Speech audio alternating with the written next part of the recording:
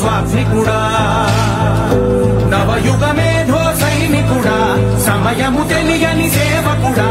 యువ నవ్యాంధ్రకు ప్రగతిని చూపర సాధకుడా వైతాళికుడా